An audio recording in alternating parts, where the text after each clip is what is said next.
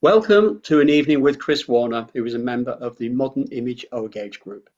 If anyone has any specific requests, please let us know via chat so Chris can cover those too. Welcome, Chris. Thank you for joining us. Over to you. Good evening. Hello, everyone. Yeah, as mentioned, cheers for the introduction. I'm Chris from Mayog. You'll know me from probably all the guild shows we go to with the Mayog stand. We do various other shows. And predominantly, I'm part of the team that run the Heritage Centre show it used to be March, and we're now in October this year.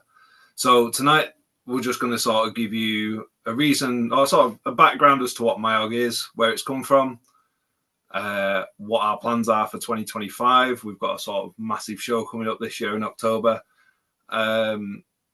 Discuss some of the new toys on the table in front of me. We've been kindly loaned some bits from Helgen, Dapol, sent some little samples and bits from Northumbrian Painting Services and Made in Manchester.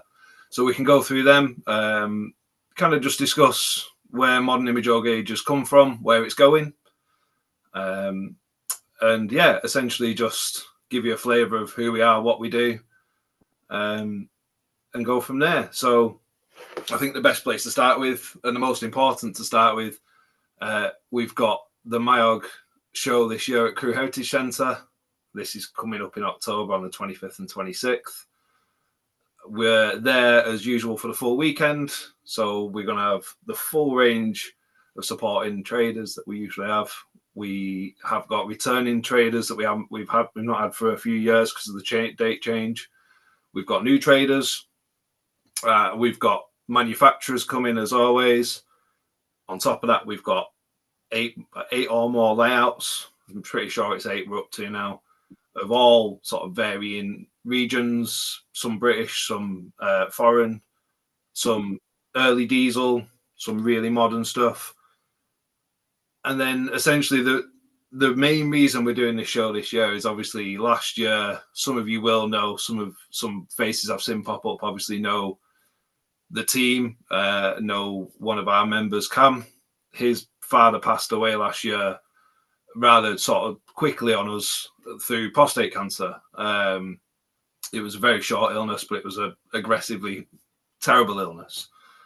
Once you're sort of affected by that in one way or another, whether it's you personally or whether it's affected by a sort of friend or family sort of going through that ordeal, it sticks with you and it's not nice. So we were getting to a point with Mayog at that time where it was self-sufficient, it's self-funding, and everything was sort of stepping forward. So with that loss and that sort of hardship to overcome, we kind of thought we'd want to turn it into something good for us and everybody. So we've now dedicated this show sort of in the memory of Colin and the proceeds, and we are raising as much as we possibly can to donate towards Prostate Cancer UK. So essentially, you've probably been plagued if you're on Facebook. You'll have been plagued for the last 12 months. If you were at Guildex last year, you were no doubt hassled for a donation towards the charity bucket. We had the raffles on the weekend. We had snowplows donated by Flangeway. So essentially, we're in that position now as a group where we want to make a bit of a change. We want to help, and give back. We sort of take a sort of similar view of the guild. We're not for ourselves. We don't benefit out of this. I know it kind of looks a bit funny that I've got a load of new stuff, but this is simply the manufacturers helping promote Modern Image O-Gauge. Dapol, Helgen, is ready to run, Flangeway or Footplate, have always been really kind and supportive of everything we've tried to do, and even more so over the last couple of months, trying to sort of raise up enough of a nice donation for Prostate Cancer UK. So we're essentially at that point now where we want to give back as much as we can to Prostate Cancer UK because they're a fantastic charity. Everything they do is great, and like all charities, they need as much support as humanly possible. So if we can do our bit, why not? So that leads us sort of to the manufacturers and to to who we've got coming in October. It's your usual faces, some that do come to the guild shows, some that are extra, some that are coming. We've got like Telford Steam Railway who come support us. Obviously, we've got Locomotive Services Group who bring over something from Crewe Diesel. Every year without fail, they bring us an engine to plonk on the Heritage Centre so you can get up close and see what's going on. It's probably easy for me to list the traders, and then we can move on from there and maybe look at a few bits and pieces we've got on the table, if that works for everyone. So supporting us at Crewe this year, we have an extensive list of traders who are all, again, supporting the cause, supporting us, which is really fantastic, and we really appreciate it. We've got Aaron Models, airframed displays. I know he does Gildex. Buzz Models, again, Andy, he's a massive supporter of Modern Image O-Gauge. He does a fair bit himself personally, so they provide a lot of kit built. In fact, I've got a FNA of Andy's here. Kit built models, so he does a lot of air brake stuff, lots of bits and pieces, loads of detailing accessories. We've got Durham Trains of Stanley. They supply ready to run, bit of pre-owned, but it's predominantly, your ready to run gear. Easy Build, Sean, fantastic support. If you've never built an Easy Build kit, I'll go and buy one. They're the best kits you'll buy. They're the best kits you can make. If I had the time, I'd make every Mark one I had out of Easy Build. Fortunately, I've got kids. Alice Clark Train supporting us. Some of you will recognise my face from there. I used to work there. They're there with the new products, and they're pre-owned. We've got Footplate and Flangeway. Again, Rich is there with the ZZA snowplows. We'll try and get him an update on the Mermaids that they announced a little while ago. Obviously, they're doing the limited edition 66 with Dapol in EWS. I think it's 66111 from memory. We've got Greenwood Model Railway supplies, GM Transport Books. Helgen will be there with their updates and what they've got coming out, what they've got on the way. Intentio, Phil's always been a really great support. Maybe can't say enough about Manchester Models, they're brilliant. We've got one of their towers here, which is always fantastic. John's just a brilliant chap. Northumbrian Painting Services. If you don't know Northumbrian Painting Services, you probably can't see from there. He does figures, scenics, accessories. He's acquired a few sort of independent ranges recently as Rob and Michelle. Again, I'm a massive champion of Northumbrian Painting Services. They're fantastic, and they ask them for a favour or a specific figure. No doubt have it somewhere. Peter Clark is a face that everybody knows with his modern units. He does a lot of DMUs and bits and pieces like that. Primo Trees, again, probably the best scenic trees you could buy. PRMRP, so Pete and Cam will be there. Again, everything air braked, everything modern.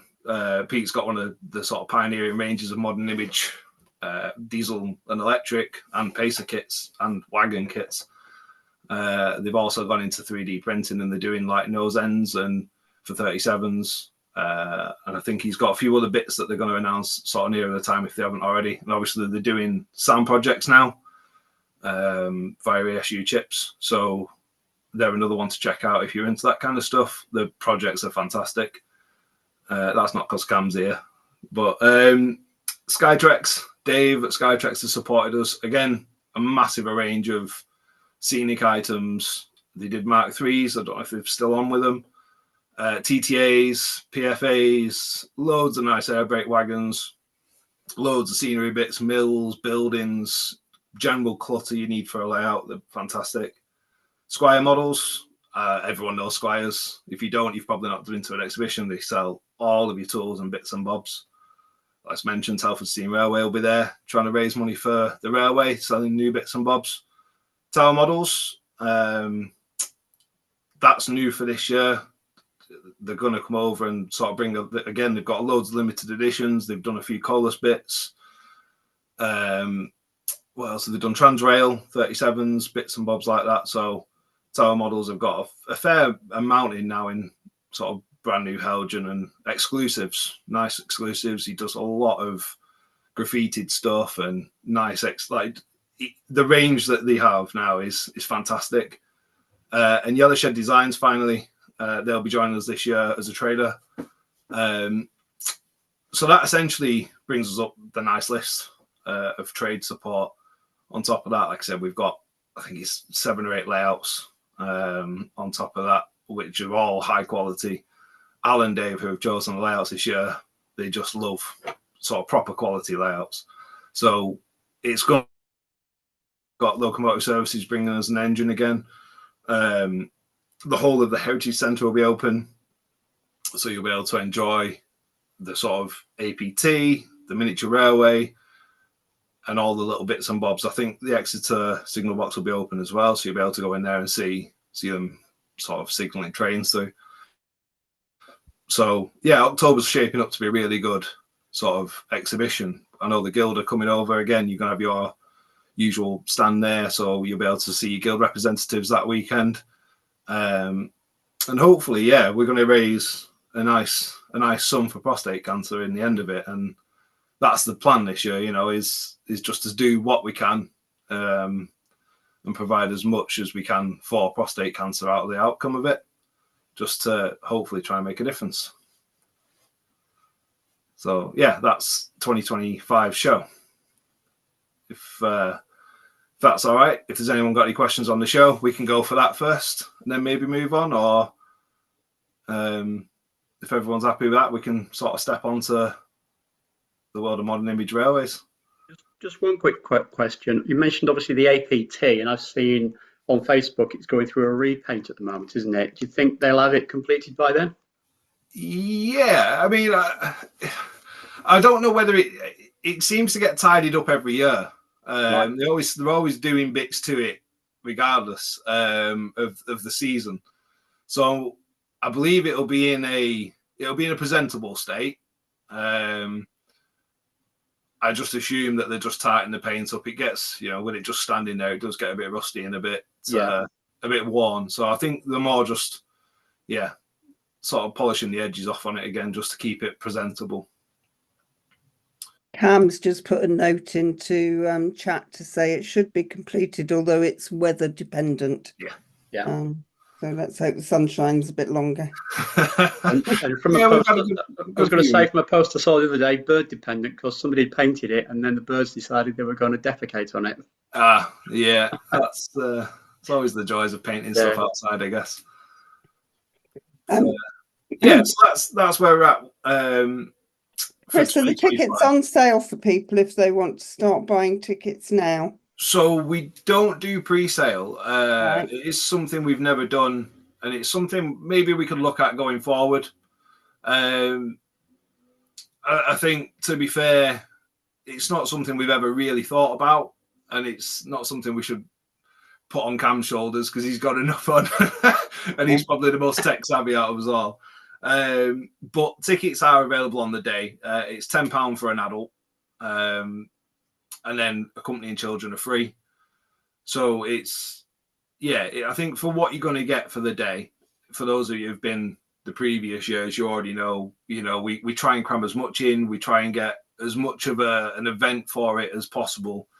It's not just your sort of hall with a couple of layouts and a couple of traders. We really push to try and make it as nice as possible. You get your commemorative cards.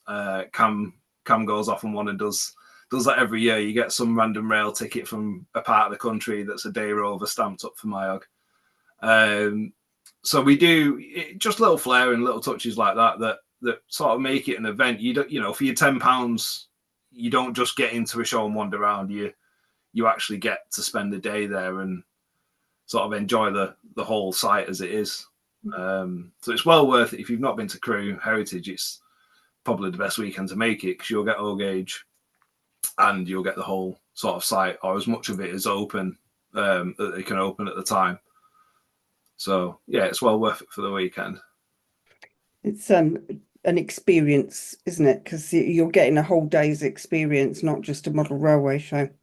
Yeah. So like I said, you get to visit the APT, you get to go on a miniature railway. That's all free. It's all included with your ticket. LSL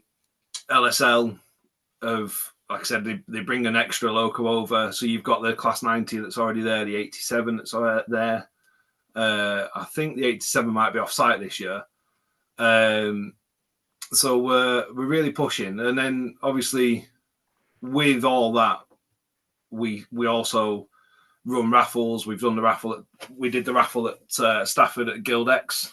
And this year we've kind of had a bit more time to think about it and plan it. So I know Pete and Cam are in the midst of organising quite a big raffle. And we've pulled in friends, favours from loads of friends, loads of people we've met along the way, either through work or through, the guild shows or through other exhibitions. And we've got people donating massive prizes, really nice prizes to the raffle. So that's going to be going live at some point soon. Like I said, Cameron and Peter are just in the midst of putting that together as part of the package for this year. Yeah. We want to contribute as much to the pot as we possibly can, really. So I know we've got some great prizes from LSL. Dapple have offered prizes. Footplate have given us prizes already for last year's raffle. So we've just got bits and pieces like that all coming off that, working behind the scenes to try and make this October's show a huge one, as possibly big as we can. But it just takes a lot of cooperating and organising. So we're getting there. Yeah, we're getting there with it. Cam has posted for the charity raffle, obviously in aid of prostate cancer, Helgen Class 60 from Terra Models, railway books, sound decoder from somebody called PRMRP.AR, 2 easy build kits and other bits to be confirmed.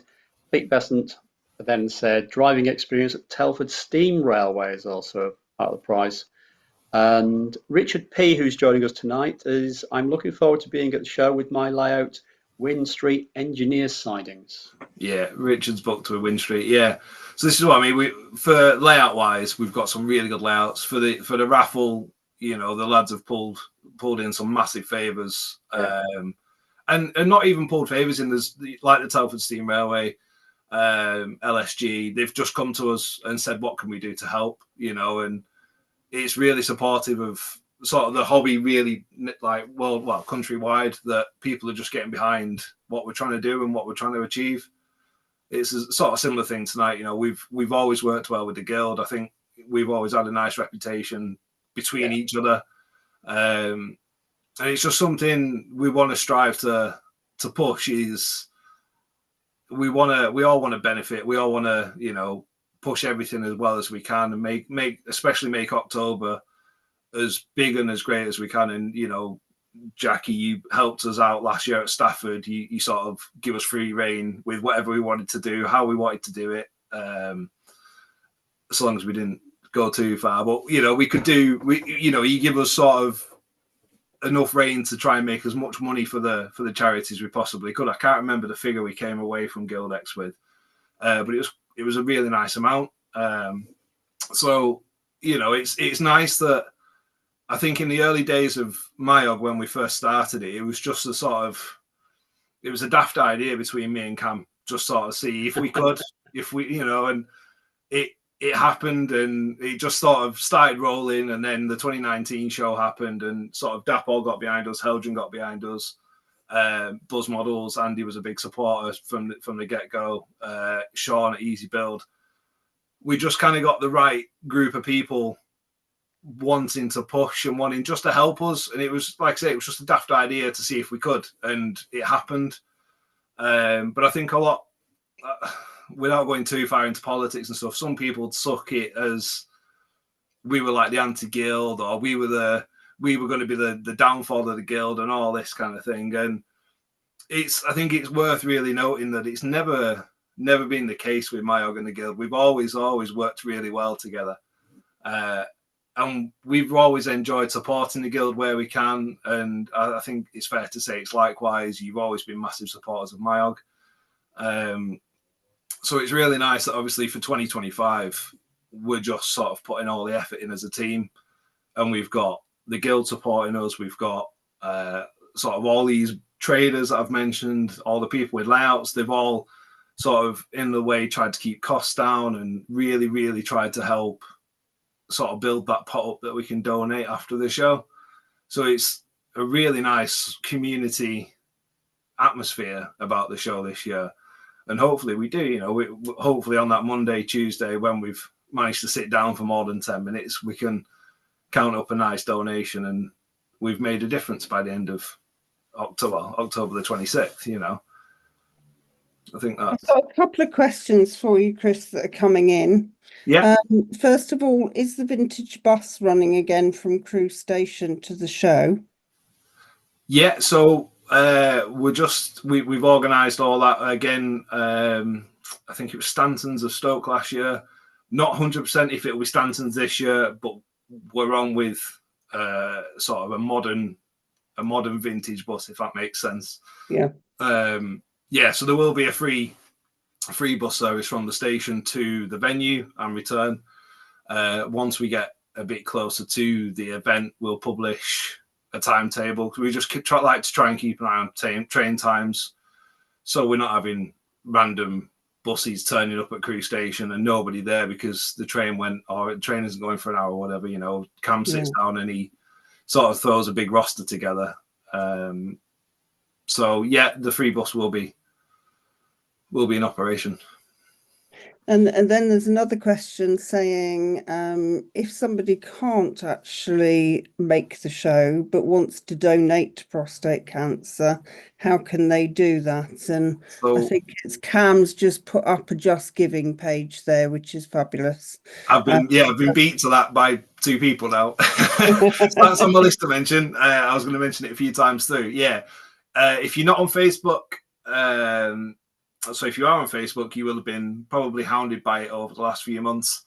We have a Just Giving page where we're putting all the donations into. You know, we've got an ambitious target, but we don't feel it's too ambitious. You're more than welcome to go onto the Just Giving page. I think Cam, like you said, Cam's just popped a link up. I saw a blue link pop up. Yeah, you can happily go to there.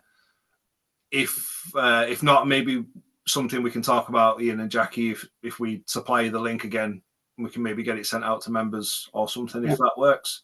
We can put it on the end of the video, can't we? It will go on the video, and it will be included in the all the chat that is happening at the moment gets put on the end of the video as well. So the URL will be in that chat, but I will also put it onto the YouTube channel that it goes on as well. So that's amazing. Fantastic. Video. That's appreciated. Thank you very much for that. We also do a write-up about this evening on the forum afterwards, just saying, you know, it was a good evening, blah, blah, blah, and here's the video link, and we can put it in there as well. So even if somebody doesn't watch the video, they can still get the link for you. Yeah, amazing. Yeah, amazing. So yeah, that's probably the easiest way is to just follow our Just Giving page. That way, with it being a Just Giving page, you know it's 100% legitimate. It's not just going into a random bank account or whatever. So yeah, if you're not going to make it to the exhibition, feel free to donate to the Just Giving page. It'll get cycled again on the Mayog Facebook page again soon. So yeah, no doubt you'll be bored of seeing it by October, but it'll work one way or another. So is that everything for question wise?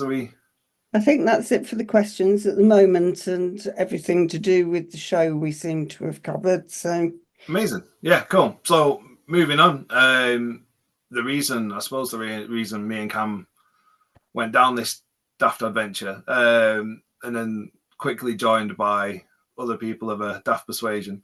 So essentially, Mayog, we're not a group. We had people. We still get people asking if they can join, if they can subscribe, if they can pay a membership, and essentially we don't do anything like that. We never have, and we're always happy to point people towards a guild. If you want to be a member of a group that you're going to get more than an exhibition back from, always join the guild. It's just far easier, far better, far more equipped for memberships than we are. We never set off with the intention of becoming a membership organisation or, you know, like a group in that sense. We were just a group of a handful of mates, had a daft idea. It worked one year, so we just wanted to see where it'd go. And then we ended up with Crewe Heritage and things just snowballed. You know, we've got some good friends. John from LSG who wanted to support us. And that's essentially the top and bottom of what MIOG is. We're just a group of mates who set about wanting to just organise an exhibition for something we enjoy. You know, the guild organise a handful of shows throughout the year, and between, I think, them all, we attend them all, either as punters or as with the Mayog stand. And we just wanted to see if we could do something for what, you know, for the specific sort of time period we like. Obviously, back in 2019, which was our first exhibition at Rottenstall, if any of you ever visited that, it was very thrown together. It was organised to a degree. Cam polished it off very well, but the organisation was just it was just a handful of mates. We had a show, we got a venue. The venue was sorted out for us by Dave Hampson from 8th Lawn Junction and Oldham King Street, if you know him. He was the head teacher at the time at the school at Rottenstall, and it all just fell into place and we could do it. So we did. At that time, 2019, on the left, if I'm facing the right way on the camera, Dapol announced the 66. They took a massive leap into O-Gauge. They took a big risk. By that point, they'd already done, this is an 09, but they'd already done the 08. And announced like the Ginty and whatever, and they did join forces with Lionheart to start setting themselves going. And I think we'd kind of become the catalyst for people to start looking at more modern stuff. You know, there's plenty out there, and a lot of stuff that Helgen do, like the 24, which has recently arrived, crosses over from steam to diesel. So there's a nice scope of, they can produce a fair range of especially diesels, which cover the steam period, the late steam period, but come right up to the modern image. You know, we've still got 37s knocking around on the main line. They came out in, you know, the 60s, and we've got to that point now where I think it's fair to say a few of the Mayog lads, myself included, have had quite a hand in sort of assisting manufacturers. You know, we haven't told them what to do. We haven't forced them to do anything, but we've had that hand in helping direct and steer, and things are now changing for the modern modeler for the better. We've always had the likes of, you know, Easy Build with the Mark 1s and the first generation DMUs. We've always had the PRMRP range in some fashion, whether it be wagon and carriage or names escape me now for who else has had that range. But, you know, Pete's really pushing on. We're trying to make that a long-lasting range now, which is really nice. So we've always had a sort of backstanding to the modern, like to the O-Gauge fraternity, where, and in fairness, steam's always taken preference, and that's just the age range, and that's how it's just been. You know, it's people look at big horrible boxy diesels and think, well, I wouldn't want one of them. You know, it's not the charm's not there, kind of thing. But with the advent of Helgen bringing their ready to run stuff out, followed by Dapol, it's now so much more affordable that people like myself, who once looked at O-Gauge and thought, oh, well, I'll have to do that when I retire, it's now suddenly, you know, a 66 for 2.5, 325 pounds, I think they are now, is the recommended retail price. You can't get a double O-Gauge sound model for that anymore. So it's just been nice to see everything progress, and the sort of the dedication from Dapol, from Helgen, from the independent retailers like Buzz and like PRMRP, Easy Build. He's just released, or I'd say just released, I think it was about a year ago now, his Class 104 DMU. We're slowly overtaking, I think it's fair to say, in terms of ready to run, overtaking steam now. You know, there's only really Dapol and Lionheart. There's the Ellis Clark Black 5. when you actually sit there and weigh up what's available off the shelf to just go in the shop and buy, I think it's fair to say sort of the diesel period now is the sort of bigger, easier to purchase market. We've got, like I said, we've got the 60, the 24. I made a list before. There's so many diesel classes covered now compared to steam. It's unreal. So we're just at that point now where we just want to push what we can, and we like to invite layouts to the show. Out of the handful of layouts, like I think like Wynn Street Yard, it shows you what you can do in 8 foot. That's the biggest complaint we get now is, oh, I'd love to do O gauge, but I haven't got a barn, or I haven't got a shed, and it's trying to, I think that's the next big hurdle that we're going to have to try and overcome for everybody is you don't need a massive estate now to have a nice little O gauge layout. Like Helgen have got the 153. It's a nice single, lovely little unit. It's one of the smallest units you can buy now. There's the 121, 122. And there's just so much variety now that you can pick up that we're really becoming spoiled for choice. And it's quite a nice change, for everyone, to be fair. So we've obviously got Helgen are producing the 153s now. They've got the 37s on the way with the centre head code boxes. I'm trying to think what else they've released or else they've announced. Obviously, Dapol have really picked the game up. They've finally got us a sample of the 66, which is sat to the side of me here. To go with that now, they've doing the heavy haul HIAs and the MFAs. We're starting to get such a variety. We've got TTA tank wagons now. We've got HEAs, HEAs. 6 years ago, half of this would have just been a dream for any modeler. So we're doing really well as a scale in the terms of what's being produced. In terms of, like you were saying, certainly with the TIAs, TTAs, MFAs, etc., what you haven't mentioned is all the kits that are available from PRMRP as well. And not just to be fair, and you've got Skog Works as well, haven't you? Skog Carriage Works are doing stuff. The kit fraternity, or the sort of the cottage industry, the kit manufacturers, there's a lot of people, and I'll admit I was one of the people. I was scared of brass when I first started. It's you see people do it at exhibitions, you sit down with them and they just wave a soldering iron over 2 pieces of metal and it just sticks cleanly and perfectly, and you try it that first time, it's horrific. But yeah, it's like I said, PRMRP and Cam, they're just pushing their ranges now just to try and make them outlast modern image, because it's okay buying something ready to run. I know certainly a good few lads in Mayog do it, where you kind of, for us, we look at these as like a base model.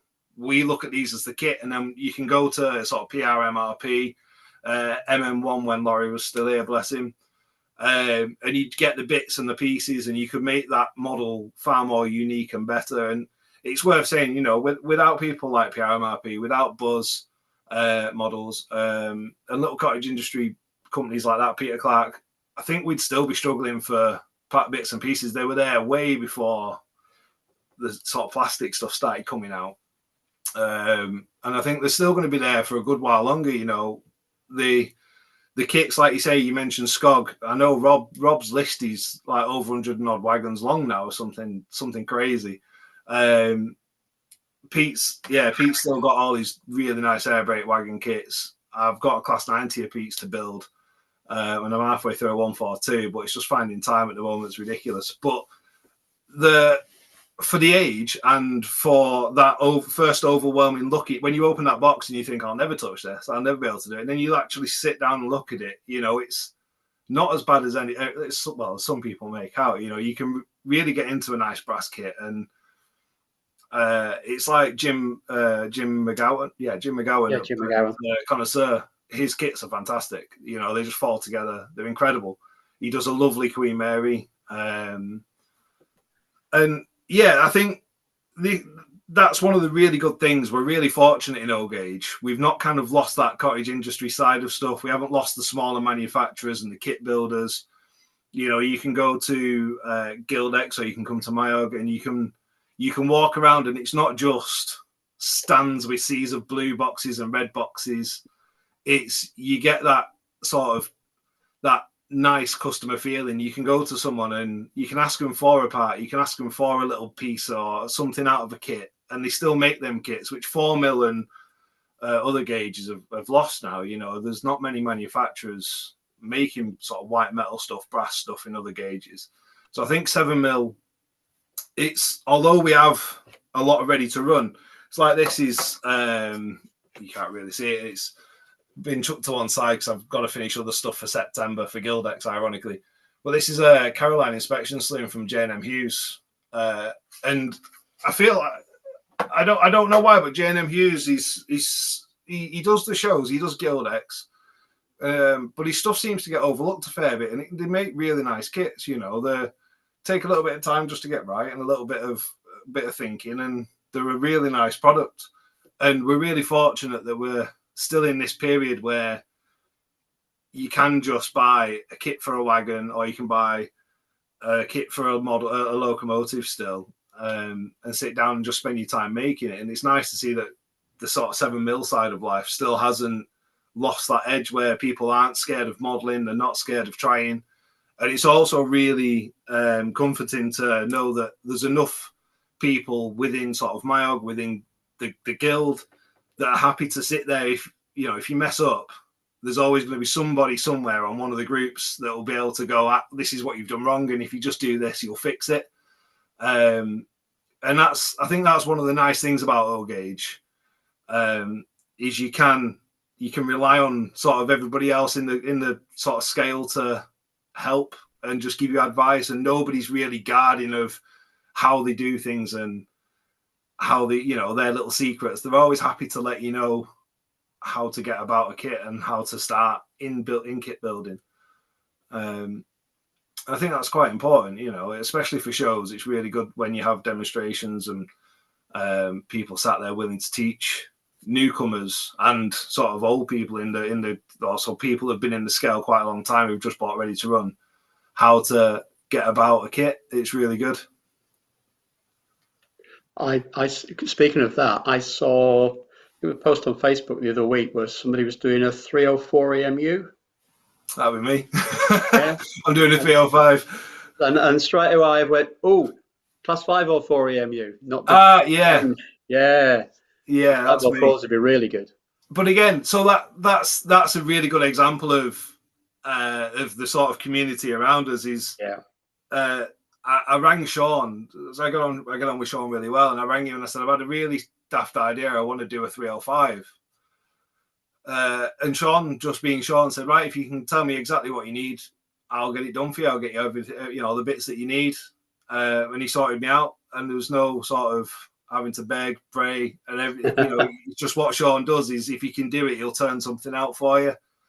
And then the cabs come from another chap who admittedly had done them in 2mm first, so he'd blown them up to 7mm. So we had to do a bit of jiggery pokery and just sort of resizing bits and bobs. It's not 100%, but for a 305, that would have saved me hours. Yeah, but it's just a bit of something different. It's just, that's the nice thing about 7mm. That was one of the reasons I went from 4 to 7mm, because I wanted to get into kit building when I was sort of a fair bit younger.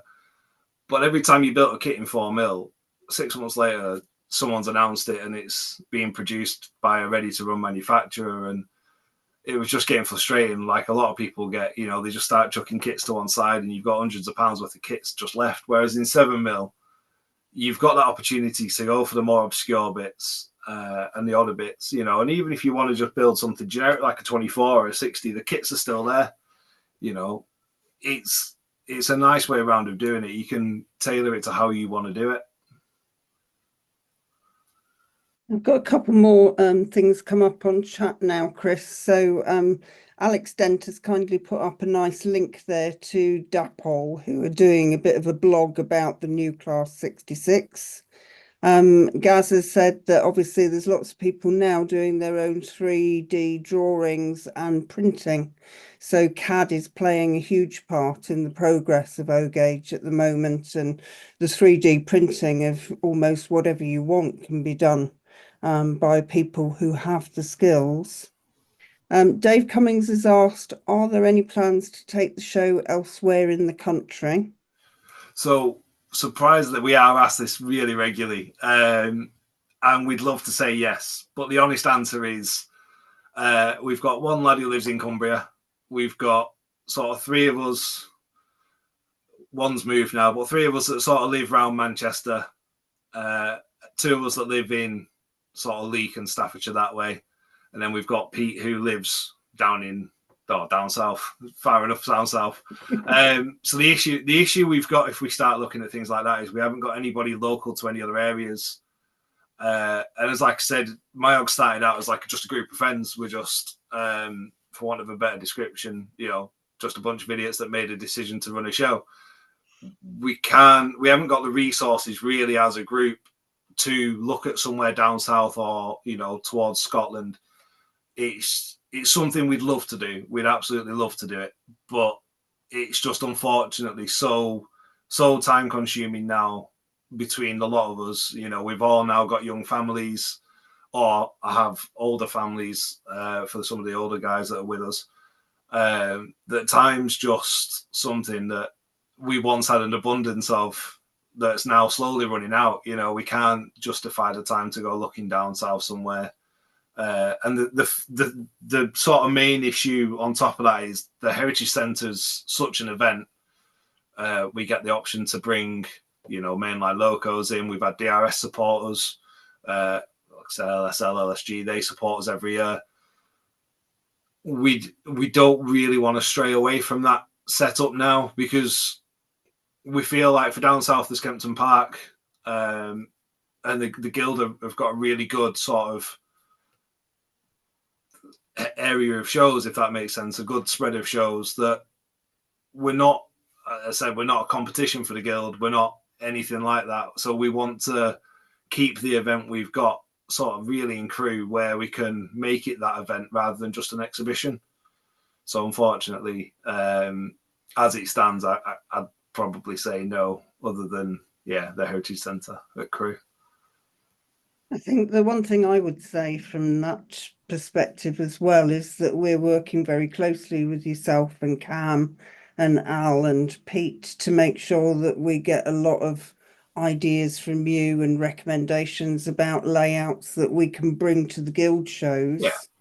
And also, like tonight, you coming and doing this session for us.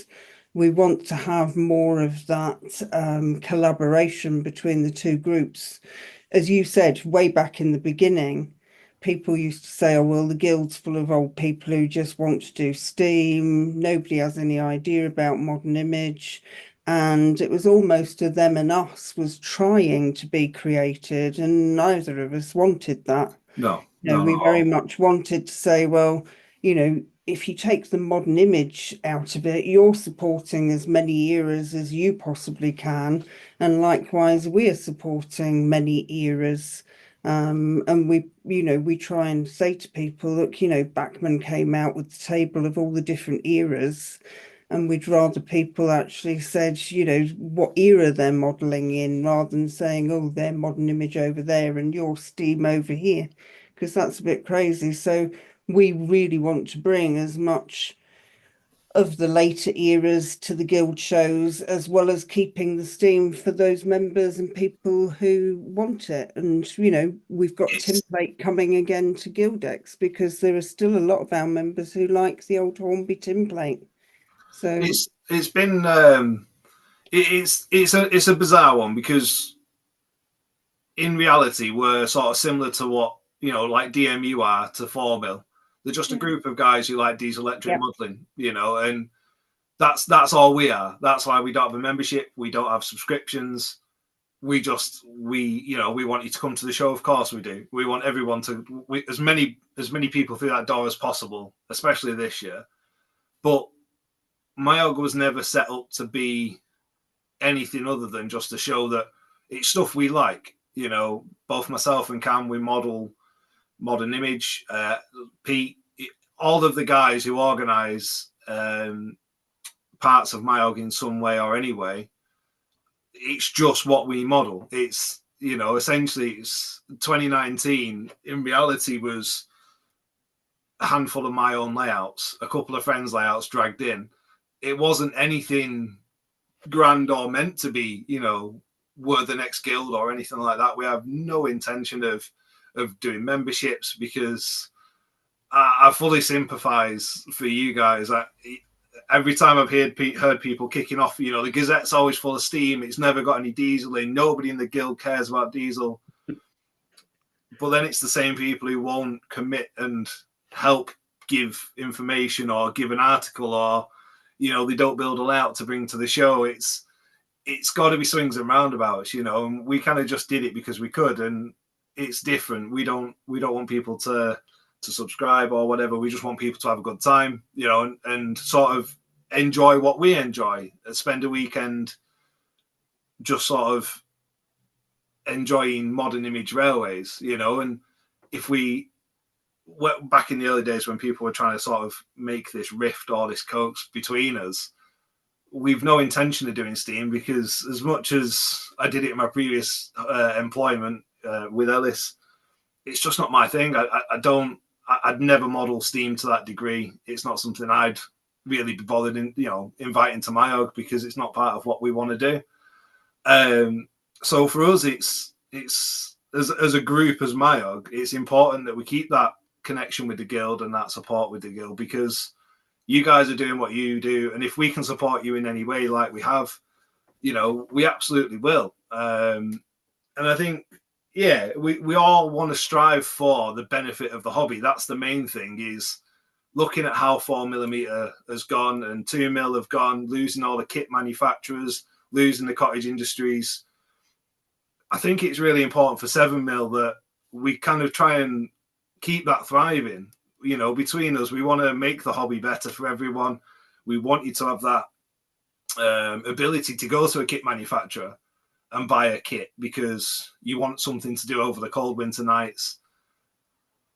It's nice to have stuff to buy out of a box and plonk on a layout, you know, and that's ironically what I've got a lot of in front of me. But it's also important that we're one of like the last scales now that actually has a cottage industry, actually has kit manufacturers. And I think it's really nice that we're striving to protect that. So are the guild, and that the guild have just recently picked up the buffer range, haven't they, from Graham? Sorry, who was it? I can't remember now, Jackie. Graham Harrison. Graham Harrison. I didn't say Graham Harrison, and I had to double check. RMRP have the more modern buffers from but it's all about protecting these things for everyone, you know, and we don't want the scale to die. We don't want you know, when we set up, we never wanted to see the guild, you know, fall under any kind of issues. And I know it's likewise for the guild with us. And it's just nice that we can all work together and just promote the scale rather than sort of, well, it's us and them, you know. That's just not, it doesn't work in the end. Yeah. And Cam's pointed out as well that we've been talking to you guys about getting more articles in the Gazette for exactly the same reason that you said. People often say on Facebook, oh, there's nothing modern in the Gazette, but we need people to write it. So, you know, Cam and people are going to try and do that for us. And Al certainly said he's going to write some stuff.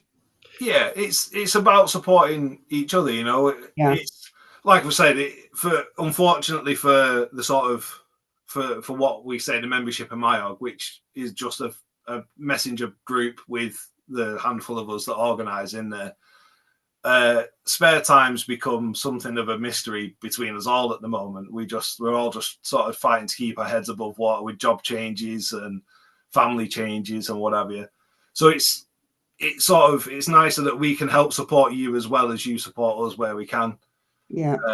Just to keep everybody active, keep everything moving forward, and keep everybody, you know, keep everything going for everyone. You know, it's okay doing these shows, but it's a handful of us that organise it. But it's everybody else who are sort of members of the guild or not who get the benefits. And that's the main thing, you know. We don't do it because we want to do it and they have to do it. We do it because we want everybody to enjoy the weekends that we organise, and that's the main thing. We do have sorry, Jackie, we do have a publication coming out for later in the year that is actually quite heavy with modern image, isn't it, Jackie? Would that be our calendar? It may well be. Yes, I think you're right there. Some rather nice things featured in there. Mm-hmm. Quick ones coming up again. I don't want to hold people up and obviously hog the limelight here, but we've got quite a lot going on in chat, which is what it's there for. So that's really good. Ian White has mentioned that SCOG are great. He ordered a kit 2 days ago and received it in the post today. I'm certainly pleased that Rob's going to come up to Guildex this year for the first time, so that's really good. Pete Besant's been building kits for PRMRP, get the right teeth in, for 40 years. It's crazy, isn't it? Yeah, he started it when he was in a pram. Yeah. Did he build the pram? Absolutely. And then obviously Crewe is central is another mention that somebody said it's really nice and central. It's easy to get to, and of course it does have all the additions. It's great to go to a venue where you've got lots of other things going on as well. And Pete said there's a number of product reviews already available, any of which can be used by the Guild. And again, that's really useful if we can collaborate over the product reviews and things. So lots of really good things coming out of chat and reminders about where it's all going. So that's very good. Keep them coming. Thank you, everybody. Yeah, we're so we are getting really treated. Pico just recently decided that they'd finally do us concrete sleeper track, which is a massive step forward. For any of you who used concrete sleeper track before they made it ready to take out of a box, you had to buy the rail, buy the sleepers, spend hours threading them, which was laborious. But finally, they're now selling that in yard lengths, which is a nice change. As you mentioned, Rob with his SCOG wagons, I can't remember now, that the list was ridiculously long and he puts a lot of time into doing them, which is nice. I can just see something from Pete there, but I can't read it. I want concrete paintwork as well. But it's, you know, right back to the early days, we've had sort of Dave Lowry. He was one of the pioneers of mega modern image stuff. There's stuff, I mean, he's still doing stuff now for things that are not even out on the rails yet. The 69s that he's just finished and what have you. He turns some amazing products out. So we've always had like a load of people doing modern image, and it's slowly starting to get to a point now where it's become a lot more accessible, a lot easier. And to be fair, before I think we started recording, someone mentioned they were doing a U1, Garrett, and yeah, I'd never go anywhere near anything like that. It's not for me. It's just kit building something like that's just far too complex for my brain at the times. So it's nice that you've still got, you know, SCOG Works doing the 3D printed stuff. You've got Pete doing the brass stuff. You can just pick and choose your medium you want to work in. There's so much variety now for 7mm that it's just a really good, fruitful time for everyone to sort of build a little layout, build anything. You've got this building here in front of me is a Batman Scenecraft one, which is something that escapes me every time I think about stuff. You never really associate Batman anymore with 7mm. They had their little flourish where they did a load of stuff in brass a good while back. But they've not produced any locos or rolling stock, but they've done a lot of scenery items. There's figures and depot bits and bobs, and there's this shed, and I think there's like refueling points and stuff they've done as well. So you know, there's loads of bits for 7mm. There's vehicles in modern image vehicles. I don't know if that's on camera or not. This is a company I come across a little while back now. It's the IXO or IXO. You usually pick them up off of eBay, to be fair, but they do so many different things. And they do vehicles right from like the 40s, 30s, 40s, 50s, right up until sort of present day stuff. So it's always worth looking on eBay for IXO models. They do loads of stuff, milk floats and all the James Bond vehicles that can be converted into different things. And there's just so much you can go for now. That's, you know, if you just know where to look and know what you're looking for, that the options are sort of endless. Can I ask a question about remote control? Because one of the things we're getting asked more and more is the chance to convert something from ready to run off the shelf into remote control, because people are radio control, people are wanting to run it in the garden and not have to worry about the electrics outside. How easy is some of the ready to run modern image items? Because you were talking about people saying that they haven't got enough space, and obviously if you think of the length of a 66 compared to the length of some, you know, a tiny little Sentinel or something, you can understand people saying, well, I'll never get a 66 or something on a small layout. But if you ran out of a garage and into the garden, or if you wanted a garden layout and you wanted it to be remote control, then there's all sorts of endless possibilities for people. Have many people converted some of the ready to run stock that you've got in front of you at all, Chris? Yeah. So one of the lads at my club up in Somerden, he had a class 25 and a class 08 converted. And from memory, he used Fosworks, RC stuff. Yeah. I must admit, I never had much to do with it other than just using the control and watching it go backwards and forwards. But it was really good. It seemed to fit in sort of on the 08. There was no external differences, and everything fit with inside, you know, the bonnet area. So it's not something I've ventured into yet. It's something I want to look at. So I've got a couple of ideas for layouts that I want to use sort of an RC engine on, because I want to do some sort of really bad track work and, you know, some really horrible yard. But from what Martin, my friend, was saying, was he just sort of dealt with Fosworks and it was really easy, really simple. Everything went in really well. I must admit, RC is not something I've really gone down yet, but it's on the list of things to check out. But Fosworks seems to be the company that pop up all the time whenever I dealt with them, or RC stuff at the previous employment. Fosworks was always the go-to, essentially. Yeah, I've certainly heard of Fosworks from our engineering club, where the people convert stuff to run on the garden railway. Phil Downs, who comes to Gildex, does a lot of conversions, and quite a few people have been asking him about doing a course on converting an 08. So that's something we may well do, you know, talk to Dapol about, you know, how they can perhaps supply us some stuff without the innards, perhaps, and then put a new inside in it. So I must admit, I'd be interested in that personally, Jackie. It'd be something I'd look at, signing on to and watching. Yeah, so I think, you know, RC is a good way to go. I'm just not 100% sure whether you can put sound in with RC. I'm sure you can, because they can do it with the bigger stuff. You can get sound in RC, so it's definitely something I'd be interested in if you could do an evening with Phil where, you know, we could all kind of get our grips and get our heads around how it works and how it goes in. Phil did do an evening with last August. Oh, did he? Yeah, because he did 2 days at Gildex last year and did a seminar during the weekend. So he was there for he did. Yeah, he did.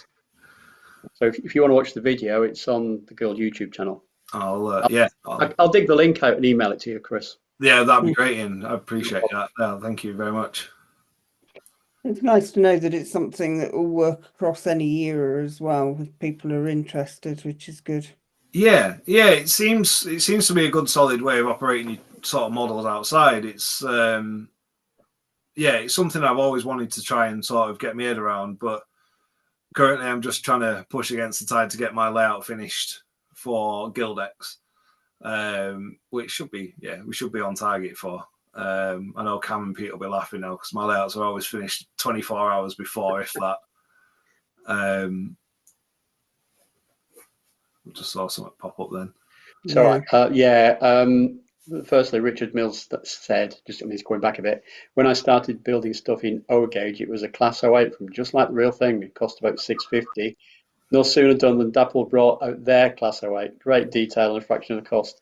That is still the case. RTR from current suppliers are very competitive from a cost point when compared to kits. They always are going to be because it's economies of scale, isn't it? And then some Cameron Burgess again, very, very busy on the keyboard tonight. ESU XLs are rated for G scale, slightly overrated for use in O gauge. So in theory, you could use them with battery and stuff as they're rated for the larger scales. And I think Phil Jones has put ESU XLs in some of his radio control battery powered stuff, certainly the bigger diesels. Yeah. Yeah, that's another debate. I mean, I'm much the same as Cam, ESU all the way. But some people, especially like this 66, that's got Zemo in. But I suppose it's down to preference at the end of the day. Yeah. But that's a debate for another time, I think, before people start chiming in. But some of that is down to what sound files are available if you want sound, isn't it? So if you want a Lego Man before a sound file, it's ESU. Yeah, that's fair. That's a good way of looking at it. Yeah, that is a good way of looking at it. Yeah, it's there's arguments for and against both, I guess. But yeah, I'm with Cam. I'm with a few others. ESU all the time where I can. But yeah, there's when you get two versions of something, there's always going to be an argument between some people as which one's best. And yeah, it's an odd one, but XLs I think XLs are the most recommended especially for Helgen, with the twin motors. Yeah. I've got one of the L's in one of my 31s, and occasionally, if you start putting a big load behind it, it does start to struggle and complain a bit. So I've just stuck to XLs now where I can. It's just preference. Well, that's the route I've gone as well. Yeah. And as Pete knows, and can't remember who does the sound files for you guys now. I find them easier to remap. Oh, okay. Yeah. Well, it's Cam and Pete and one of their mates who sort the stuff out and make it happen. But it's nice because the two guys who do the sound projects for Pete are railwaymen, so they sort of put the time in, and it gets annoying. Like when I listen to the 66, it's nice, but then there's little bits because I spend too much time around them now. You kind of start picking up on little. Well, that doesn't do that. It's never done that, and why does it do that? Whereas with the bits that Cam's done for Pete, they're done because he spent a lot of time around these engines, and they're done to sound like they should do. Which is not to say everybody else doesn't do that, but Cam's just a perfectionist. If you've ever done a MIOG show and ever been to a MIOG show, you'll see that we say he goes too far, but it always adds that nice little bit of sort of edge to everything because he polishes everything to as far as he can. So it's much the same with the PRMRP sound projects. They're really good. Well, the Class 25, I mean, I got that a couple of weeks ago now, when I think the day after it was first announced. And I think I was chatting to Pete, and he said you can even hear the clapper in the fire alarm bell dingling when the engine switch on because of the vibration. And when you listen to the sound file, you can hear it. It's there. Yeah. It's very low level, but you can hear it. And that's the attention to detail, it's say, that you don't necessarily get with other sound files. Yeah, it's sounds still fairly in its infancy as to quality. We've always really been stuck with a handful of people who you can get your sound projects off, and it's kind of you're stuck between like the same 4 names, same 5 names, and you either go to one the first time, not quite happy with that, go to the next one. Whereas, to be fair to Pete and Cam, without pushing their products too much and sounding biased, because they're railwaymen and they actually sort of live and breathe the hobby, they don't want to give you a product that they're not going to put in their engine, they're not going to want to run. Yeah. So like I said, knowing Cam and the way he kind of he digs into stuff, he'll spend hours and hours and hours just going through sound clips and going through files and going through bits and bobs and complaining about, you know, it's not quite the right air brake or it's not quite this, and he'll do it and do it and do it until it's right. Sorry, Pete's just put a message on. He's a nightmare. And I was good before I saw that. I was going to say, as we can't see Cam because he hasn't got his camera active. Do you think he's blushing now? But I don't think he is now. He's it Sorry, gets Cam. frustrating because whereas the job will do for you, you'll get it and you'll be like, that's perfect. Leave it like that. I'm not happy with it, and you're like, Yeah, right, okay, fine, let's go then. It's good. Like I said, we do it with Mayog. We just let him go, let him do his thing, and then it always comes back incredible at the end. You know, like I said, the when we did 2019, it was rushed to a degree. Like I said, we just did what we could with what we had, which we did a lot with not a lot. And then Cam had this daft idea about doing souvenir tickets and just went away and did it. And he's done it every year since. He did daft stuff like the menu for the bar. Well, not the bar. That's wishful thinking. The menu for the menu for our buffet, sort of food area. We could have just done it in black and white, you know, a list of food prices, jobs are good, but he had to go away and do it as a proper traveller's fair menu. Yeah. So everything got a theme, everything got a sort of extra flair on the end. And that's that comes back to why we kind of do Mayog. We do it because we can and because we want to, you know, because we just enjoy doing these bits and bobs, and that's what Cam enjoys, just polishing and making everything really, really presentable. If you've ever exhibited or traded with us, you walk in the door and you get a really neat, well-presented document pack and lanyards, and you know, everything's just really, really neat and nice. Well, Jackie and I will find that out this year, won't we, when we're at Crewe with you guys? We're there for representing the guild and Crewe. It would be good to have you. It'd be nice to see you both there. Yeah. Gary Lane said the Class 24 sound is the best on the market. Nothing matches it. So that's really good. And Cam does say, don't worry, he can take all the criticism. I think it's very positive, polite criticism. Yeah, no, it's all meant. Yeah, it's nice. It's good. But yeah, it's good. We're pushing on now. Obviously, we'll be at Guildex again this year with the Mayog stand. Yeah. I'm there with my layout Hardwick Bridge, which is hopefully going to be 100% finished by the time. I've just got a few things that I want to do that maybe might not make it, but burning the candle at both ends just to get things over the line. And then I think we're going to be there with the stand again, trying to raise as much money as possible for Prostate Cancer UK. So if you're coming to Guildex, you know, if you've got 2 minutes to give us, come round and see us at our stand, and hopefully, you know, you'll be able to donate what you can, where you can. And then it's a big push until October. Like you say, you both are coming, Jackie and Ian. You'll be on hand for the guild.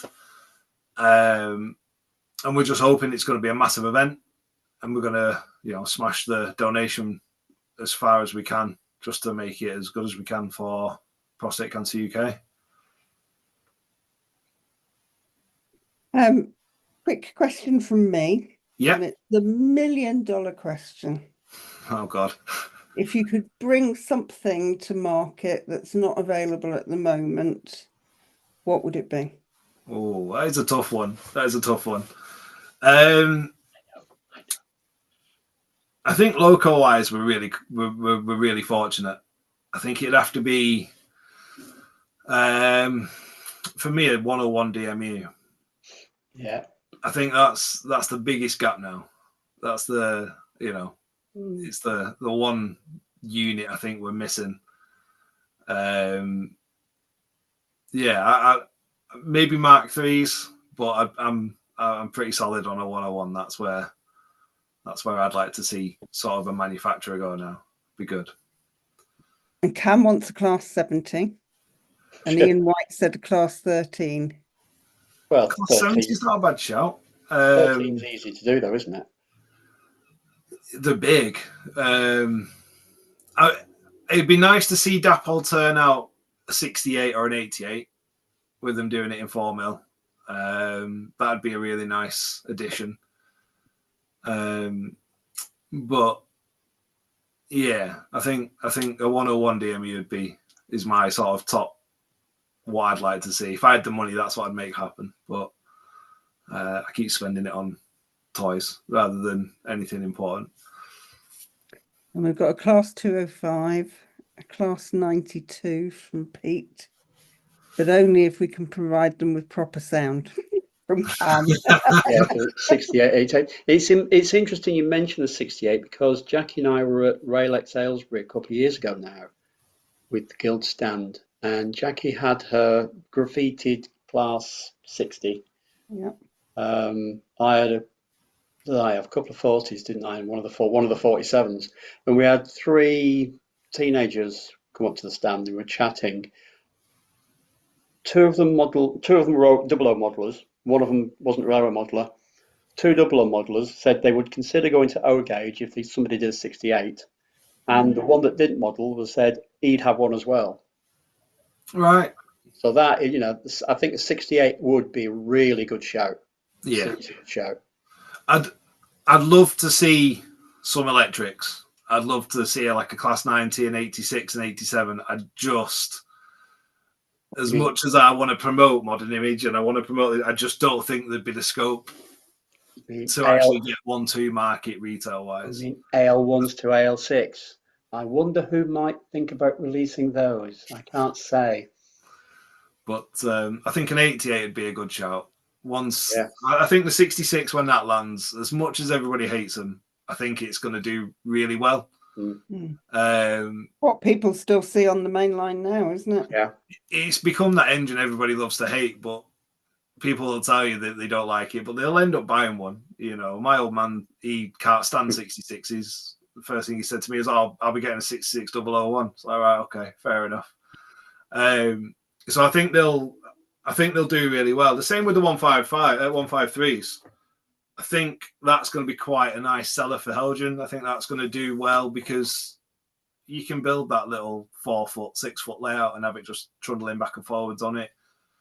And I'm hoping that's the catalyst then to sort of look at the, second gen DMUs and see where that ends up. Yeah, Cam's just said the class 66 is the class 47 of the 2000s. Love to hate them. Gary's just said class 81 for him. Richard Mills says the class 91, but you would need a lot of space. Yeah. And Phil Taylor's just said, have you tried a Soundtracks Blue Army for DCC and radio control?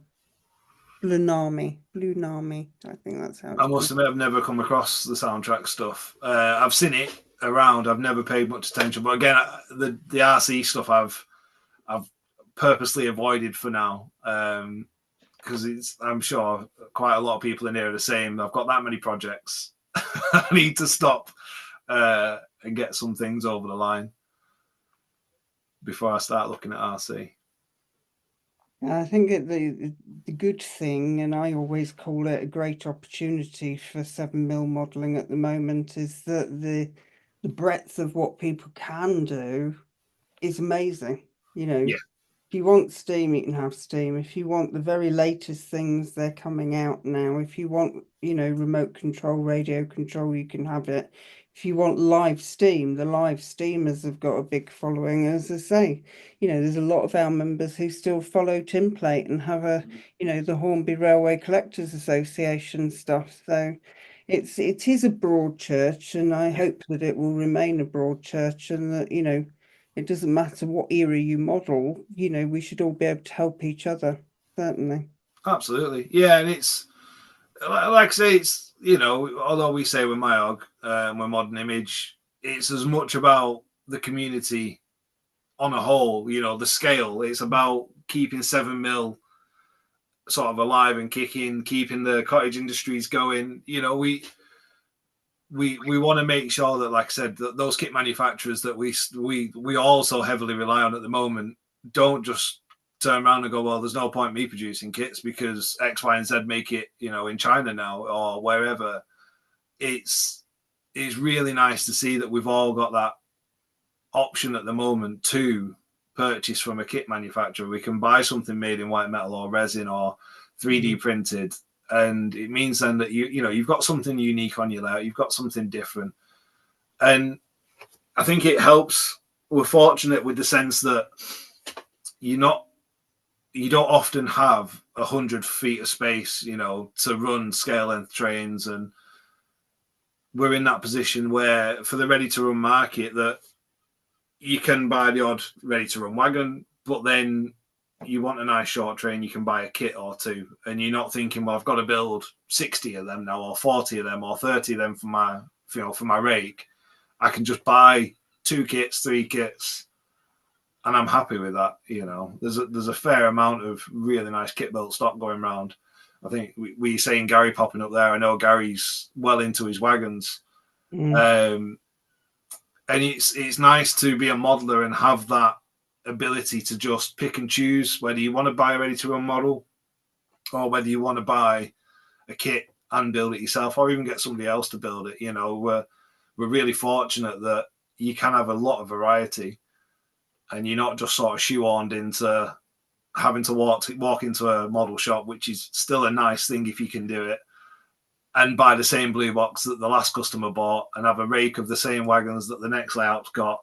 You've still got that ability to do a bit of modeling and actually sort of take from this scale, the hobby and the scale, what you want to take from it.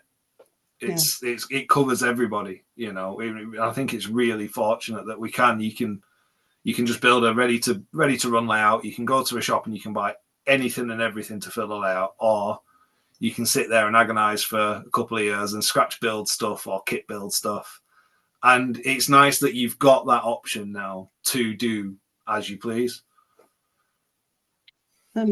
Gary's actually just said Speedlink wagons for small layouts, because most of the locos are now covered, but they would get more people involved, and I think that's true. That's a fair point. And I think, there's still a few, for me, there's still a few sort of really basic wagons. My sort of where I was at my previous place, my viewpoint on what we needed to produce was, if you look back at what Hornby and Batman started to produce, that's where we need to be. So for your modern image kind of stuff, we're really missing like a VGA box fan, something so simple. You can buy 1 or you can buy 10. An OTA, you can buy 1 or you can buy 10. But again, we're really fortunate that you can go to Pete or you can go to Skog and you can buy these kits if you do want these particular wagons. Yeah. But yeah, I agree with Gary that, a nice selection of Speedlink wagons would be really welcome to ready to run, just to boost people in. Yeah. But on the flip side, you're always conscious that you don't want to damage the cottage industries too much. Cam's just made a very good point that ready to run is the good stepping stone into the hobby, and that inevitably people will then say after a few years, as he does, actually now I'd quite like to build some kits and get into the kit building side. And we see that so often with people in 7mm modelling. They've bought a ready to run and then they think, actually, perhaps I could have a go at doing a plastic wagon, or maybe if I did go on a soldering course, I could actually do something in brass. And it's like, a stepping stone, that you're going from one, easy purchase and then thinking, right, well, I'd like to do a bit more myself now, or I want to get into weathering it, I want to get into detailing it. So there's so much scope. I think it's fair to say that this model's a lot of the reason for a lot of people now to be in 7mm, especially the sort of more diesel aspect. I mean, even the Steam, they did the Ginty, Dapol's 08 and Ginty and Pannier Tank, and the prices they came out were nuts. For the sort of the 7mm modelers in the scale already, like, you know, like myself and a lot of you guys, when Dapol turned around and said we're doing an 08 for 190 quid, yeah, it was like, that's a typo. It's got to be wrong. It can't be that cheap. And when they came out, they were around that. They were like 190 and 200 pounds. yeah. A lot of people in 4mm and 2mm looked at it and was like, well, that's the price of one model for me. I could buy that. I think I looked at it, and the Dapol 08's the same price equivalent now as a Hornby 08. So to a lot of people, it was just a no-brainer. You get twice the model for the same price, you know. And I think you're right. That kind of dragged a lot of people into the scale that were never really going to do 7mm, because prior to the Dapol 08 ready to run, you could get the Batman Brassworks one, but you were still looking, you know, £300-400 plus when that was around. So to suddenly have the Dapol version at half price, it just dragged a lot of people that were unexpecting straight into 7mm. And it's been a really good catalyst, you know. And the same with the Helgen diesels. I just don't have time to build so many diesels now. Between me and my dad, we just like to collect, and we just like a big fleet. And the MM1 models were fantastic. The PRMRP, the DJH models, all brilliant. I just don't have time to kit build. I've got 2 young kids, so for me, I look at ready to run as the kit. You know, I buy the ready to run model, and then I'll take a saw to it, or I'll take a Dremel to it, or filler, or, you know, I was cutting nose ends off 37s and all sorts. And it's an accessible way into the gauge for a lot of people. And then, like Cam says, it is that catalyst that, well, I've got my engine and I've bought me 3 wagons that, you know, each company do, but actually I want a few more wagons, or I want something a bit different, or I want something unique. And that's then the time that people fall into buying a nice kit. And that's the good thing about going to a guild show. And quite a few model shows do the same, where they'll have, you know, someone that you're very envious of and you're really, really jealous of, that can sit there and just blast 2 pieces of metal together so seamlessly and clearly. But then they're willing to sit there and they're happy to show you how to do it and teach you how to do it. And it's nice that those skills, like I said before, they're not safeguarded, they're not kept from people. It's a hobby for everybody, and everybody seems to support everybody where they can and how they can. You know, we just all sort of dig in, and if someone's got a problem, they're not just left to deal with it and that kit's wasted. They're helped by somebody or everybody, you know. And it's really good that the community is like that. Gary's also said, let me just see where it's gone to. Manufacturers need to talk to us building a wagon, but they need maximum profit from one item. But look at the various derivatives from that wagon, e.g. the TTA, the world's your oyster. In white, at the moment, I have to build kits as no one makes a Grampus wagon ready to run, but I am loving doing it. So yeah, that's frustrating with that. I feel the same frustrations as Gary. When I was talking with a company who was doing a wagon, won't name names and all that kind of rubbish. We were sat talking, and I did some help with them to get bits and pieces sorted for this particular wagon. And I said, oh, whilst you're doing this, are you going to do X, Y, and Z off the back of it? You know, you've got all these options. And to be fair to the person, they weren't a diesel era modeler. They'd just been sort of chucked into the job of having to sort the stuff out for this particular wagon. And they were just like, oh, I haven't a clue what you're on about. I've never heard of half of these.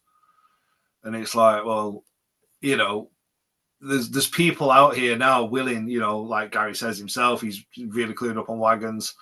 Cam's really clued up on certain bits, and so am I. And we're all willing to help these manufacturers where we can, but sometimes they just forge ahead, and you sit there and you go, did you think about this at the end? And they go, we could have got another 4 wagons. You're like, yeah, you could have used that tooling for so much more. And it's hard. And I obviously, being on the other side when I worked for Ellis, it's really hard to speak to people but not speak to people. You know, you've got these secrets, you've got these models you're spending so much time and money on,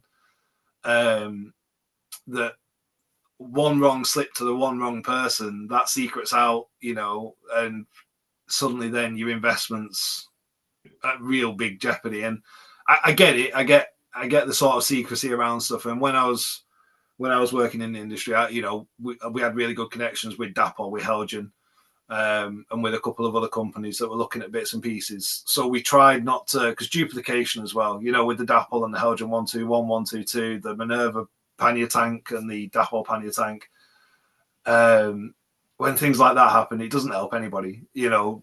And the way 4mm is, the double O gauge world, it's so hostile with people trying to get in before the next person that it kind of for a while seeped over to 7mm. And it's kind of smoothed out a fair bit now, where some manufacturers, they don't talk to each other, but they try and avoid obvious clashes where they can, which is really good, because it's a shame, you know, like the Helgen 121, 122 and the Dapol 121, 122. One of them could have been a 101, one of them could have been a 108. They could have been anything else, and we'd have been so much better off for it. The same with the Minerva pannier or the Dapol pannier.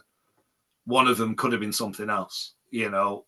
It could have, we'd have just all benefited that a little bit more. But it's a really hard position for companies to be in, you can't really talk to each other, but you want to try and discuss not clashing. It's a really awkward situation.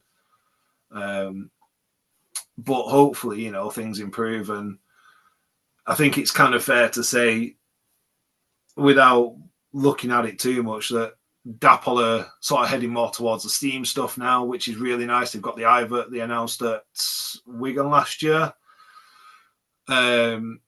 So they're sort of heading more towards the Steam direction. Then you've got Helgen that are sort of sticking with what they know. They tried Steam locos, that didn't really work out for them, I don't think. So they're, you know, their bread and butter's diesels, and they're doing really well. They've, you know, since Ben's been there, the details just incredible. The 73, the 24, the 58, 56, fantastic models, absolutely fantastic models. And it's nice to see sort of progression. But yeah, it'd be nice one or two more wagons, but they are just that bit of a risk at the moment. I think we've had so much. That's the other problem. We've had so much come out in such a short space of time that even though it's cheaper compared to what it would have been 10 years ago for an O-gauge modeler, the funds just deplete in everyone's pocket so quickly. You know, we've got like this month or next month, we've got the 153s coming. We've got the 37s coming from Helgen. So I think it's been an expensive few years for 7mm modelers, and I think it's just got sort of plateauing again. So we're ready to start seeing more stuff come back. No, I think you're absolutely right. I know it's really difficult because Acura Scale, you know, did really well, surprisingly. It totally shocked themselves with their first O-gauge wagon. And then they were kind of, what do we do next? And they did say, you know, can you ask the members what they might like? Of course, you get 55,000 answers, don't you? So it's difficult about how you actually glean information from people that's going to be informative. But Cam's just said, you know, he thinks Gary's absolutely right. It's a good point that the manufacturers do need to speak to the people who are experts in the field, are actually modelling in that field, have a very good knowledge base. You know, and Cam and Al certainly helped Dapol with getting the 66 right and bringing so many different models to market. So, you know, it's about having that dialogue. And I know it's difficult. You're quite right. You know, don't for God's sake breathe a word. Don't tell them pike, as they say, because, you know, somebody else will hear what you're up to. But somehow they've got to actually do the market research and use the people like, you know, yourselves and others to find out what people want. Yeah, it is, and it's a hard stage for 7mm, especially because we're still at the infancy of ready to run. You know, we've not even scratched the surface. You know, look at 4mm and 2mm to a degree. People are now just scraping the bottom of the barrel to find something worthwhile producing, or they're now reproducing stuff that's been reproduced several times. Whereas 7mm, we've got, diesels, fair enough. We're pretty good for diesels. Steam, we've barely even begun to see the decent classes to be done. We've got a Black 5 from Ellis. You can look at like the Loveless and the 55H, but going back to that affordable pocket for us that are, of my age, that, 2 kids, a wife, and a full-time job, I could never dream of owning like a 55H or a Loveless locomotive. It just doesn't work for me right now. But suddenly a £1,000 Black 5 from Ellis is affordable. The same with the Iverts and the standard 3 that Dapple have done. It all becomes reachable now for a lot of people, and especially I think in recent years with the way things have sort of prices have gone up, on everything across the board. 7mm quite a luxury to a lot of people still, and to be able to pay £400 for a steam locomotive, it's like we were saying before. Richard was saying he spent £400 on an MM108, and then 12 months later a Dapple one comes out at less than half the price. It makes it reachable for that person who's always wanted that model but can't actually afford it from a top-notch builder, or looking for one pre-owned coming up in the sales and stuff at shows, when a ready-to-run version is going to be realistically half the price. And that's not to say, the kit-built version isn't worth the price. They're always worth the price. The money that they go for is exactly what they're worth. It's just because they're mass manufactured, it makes it that little easier on the pocket for the end consumer. And it's hard. It is hard because we're in that infancy of 7mm, that amazing idea for a product you've got. 3 other companies are still looking at that product as well. And you don't want to be the one to go, we've just invested in tooling, or we've just spent X amount of £1,000 on all the research. And they go, well, actually, we've just finished tooling. And you think, you've got such an amazing model that you could have had, but now somebody else has got it. So it needs to be where, let's try and stop duplications where we can, and just talk sort of openly without jeopardizing anything going forward. And I think companies are getting there. They were when I left the industry. It was getting to that point where people were talking as much as they could and as openly as they could, with the right intentions of the end user rather than their pockets, if that makes sense. So it'll be interesting. I think we've seen a load of nice models announced and a load of nice models have come out. It's just going to be interesting to see the next 12 months what comes. And the same for the kit manufacturers and the cottage industries. I know Pete's working with Cam, and he's got loads of ideas and loads of tricks up his sleeve to bring some nice products to market. And I'm sure it's much the same for Andy at Buzz Models. It's same for Sean at Easy Build. These guys they're always working on stuff behind the scenes. It's just when you're a customer, you think every week, where's this product? Where's this? And then as the manufacturer, you sat there and you're having to change little details and sort little bits out. And, the tiniest little insignificant detail delays you for months. And it's frustrating, but I think it's I think it's fair to say in the knowledge that we've got a load of nice bits coming from a lot of different people. And the hobby's just thriving, as long as we keep supporting as consumers, these different little companies and big companies, then the scale and the hobby is just going to keep keep going north and keep skyrocketing. Gary has also mentioned, I don't know if he was referring back to the TTA, but he said it was the wrong wagon. The HOU was not great and faulted in the market, and then says departmental engineering stock would be good. I think that's referring to Acura scales, which was Right. it was an HUO, in fact. Oh, the HO, yeah. Yeah, the HUO that Acura scale brought out. I mean, it did sell. It was sold out very, very quickly, to their surprise.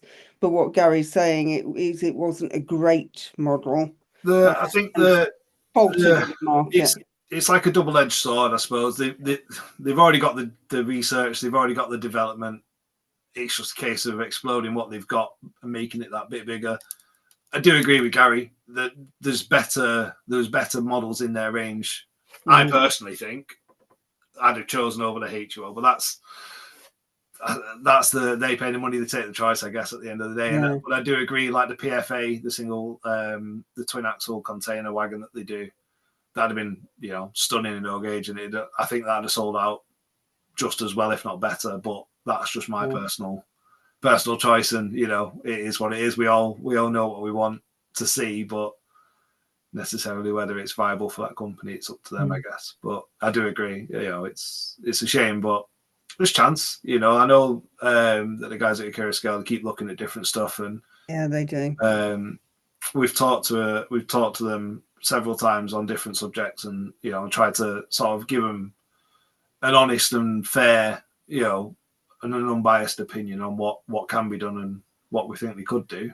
But it's just down to whether they listen to us, or whether they want to look at going forward with 7mm. I know, like I said, the amount of stuff we've had come out just over the last 12 months, it's hit everybody financially to the point where if one big purchase comes out and then 6 months later you're ready for the next one, it's fine. But we keep getting a lot of different manufacturers drop products all at the same time.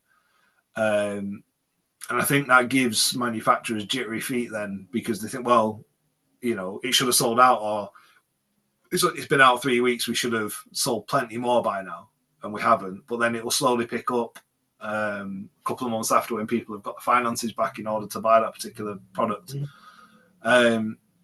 It's hard because we're in a good place where we're getting so much, but it's also a bit of a hindrance on the progress because of the amount that comes out, if that makes sense. Well, I think Acura Scale would like to do more O gauge. You talk to Richard and people, and they're keen, but it's knowing what's right to bring to market, because so many other things are coming out. You talk to Rapido, and they keep thinking about it, but will they, should they, won't they, will they? It's one of those things. So yeah, Rapido tried it with the, you'll have to forgive me, the tram engine thing. I know it's still with the tram engine, but I'm sure it's got some LNER. The LNER Y. Is it Y7? Yeah, Y7. Yeah, something like that. Yeah. Again, they did the expressions of interest thing with that, and again, I just felt that wasn't a strong model to choose for an expressions of interest. I'm sure it'd have been lovely. Rapido stuff is really nice, but I just think for 7mm at that time, we'd had the Sentinel from Dapol. Yeah. I think Helgen had announced their Ruston 48. You've got Akira Scale with the 88. We were just getting so many small sort of 060, 040 engines that I just don't think that was the right one. And they could have chosen something maybe different and got more of an expression of interest back from people. But again, talking to different people, talking to different shops and what have you, the problem we have with 7mm as opposed to 4mm and 2mm is we don't really pre-order stuff as 7mm modelers. I'll never put money down. There's been documented issues with people putting money places that it didn't end well. But I'd never put money down on a model until I see it in the flesh, until I pick it up, until I actually look at it and go, yeah, it's coming home with me. Whereas 4mm modelers, 2mm modelers, the money's not as much as what we'd be paying for a 7mm model. So they're more inclined to pre-order models, they're more inclined to put that deposit down. And again, I think that kind of plays a bit on the manufacturers, is when they look at pre-order numbers, they're not there, as opposed to the 4mm products they make, and as opposed to, I suppose TT and whatever now. And I think that gives them a bit of cold feet on, well, people don't want the products because they're not pre-ordering it. But the actual reality is we just wait. We just wait till that product comes to market and then we'll buy them, So I think that kind of hinders the progress as well to a degree, but that's just something will never change. I think you'll find that any 7mm modeler will rarely put a deposit down on a model. You won't go to a model shop and and do that. You'll just wait till it comes into stock and go, I'll have that, and take it there and then, which is what a lot of people do. A lot of it's kind of impulse led, but statistically that doesn't work for a manufacturer. You know, they like to see hard numbers and solid facts that someone's going to buy the product, which is fair because it's a massive investment. But it's just that time then it makes a risk for the manufacturer, unfortunately, and you know that's the way they look at it. I'm wondering, just going back to the tram engine, whether Rapido were thinking they were tapping into the Thomas the Tank Engine market, because obviously tow with the tram engine. So for a lot of kids, seeing a tram engine would, Thomas the Tank Engine kind of like instantly. That's all I think of is Toby. But yeah. I think there's a lot of factors. Knowing the guys at Rapido, it's a cute little engine. You know, it's got a lot of charm around it. It's a small train. You know, they didn't haul much. The tram engines, they didn't do much. They little branch line locomotive, something outside the box. They're not going to end up duplicating Dapol with or Minerva. You know, the chances of hopefully one of them doing one would have been slim at the time. So I think it was an outside call that they felt safe with. I just don't think it was, for me, the right one. But it'd be nice to see Rapido look again at 7 mil and go, actually, you know, there is something we can do. Maybe something a bit different, maybe a wagon just to dip the toe in or something. But I think it'd be a nice chance for him just to look at the hobby again and at the scale again and maybe have a second glance at it. They're busy with Ivor the engine at the moment. Yeah, I must admit, I'm trying hard not to. It was on display at Chatham last weekend, and it looks actually really good. And they were doing a lot of pre-orders for Ivor the engine. So yeah, it's going to do them well. It's going to do them well. And again, that's one of them things that if someone had said to you, someone's going to do a ready-to-run version, a ready-to-run model of Ivor, you just laughed at them. But fair play, you know, they've taken the chance, and I think it'll pay off really well for them. I think so. But yeah, it's good. There's a few more comments. PFA would be great. I know that got mentioned. Cam's just reminding you that it takes him and Pete forever to finish anything because Cam's the perfectionist. Ian's mentioned PGA. It's that diagram PG005A. And then Gary's just said market share and the issue. I wonder how many, is that M1 modelers there is? Modern Image. Modern Image modelers, there is a cost price per item against a sale. Yeah. Yeah. It's just risk, isn't it, I guess? But we're doing well. Dapol are doing the container flats. They're doing the containers to go. You can't really see them. The containers to go with them. Yeah. I've got that. Sent me that one in a hapag. They were at Wigan last year, weren't they? Yeah. Yes. Yeah. So we're at Kettering as well. We did. Yeah. We're doing all right. You know, we're getting there, but it's everyone's got a preference. Everyone's got a thought, and I know sort of mine are different to some people's, and it's just. Eventually we'll get there, you know, we'll start seeing more and more come back out and the market can hopefully continue to grow.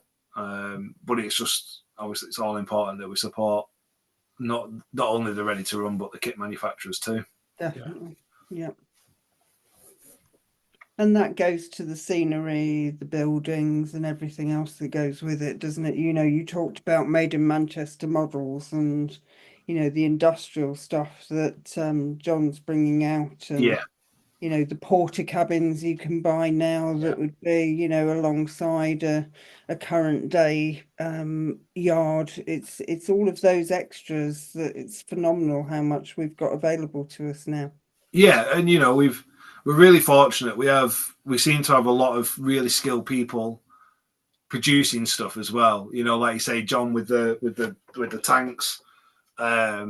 We've got Ant with Tremendous, and with his scenery stuff. We've got Primo trees. Just the level of detail now, going back to what we had 10, 15 years ago, where you just buy your wire and wrap it round in clay and paint it. You know, we're just in such a good position where you can still do all that. You know, you can still do the really good modeling and all that, but you can just go to a shop, or you can go to a hobby, you know, a cottage industry, or you can just buy stuff ready to run. You've got so many options now just to do stuff in 7mm that we've never had before. You know, like I said, we've got ready to plonk buildings from Batman Scenecraft, but then you can go to Intentio and buy stuff from Phil. You can get, you know, laser cut stuff from him. You can get laser cut buildings from Northumbrian Painting Services. You know, we're just in such a good position for both steam and diesel, you know, for scenery, for locomotives, for rolling stock. It's really good.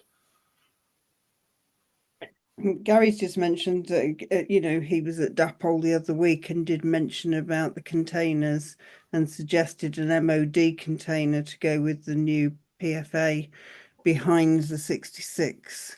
And then Pete Bassett's just said railway laser lines are really nice buildings as well. Oh, yeah, he does some really lovely stuff. Yeah.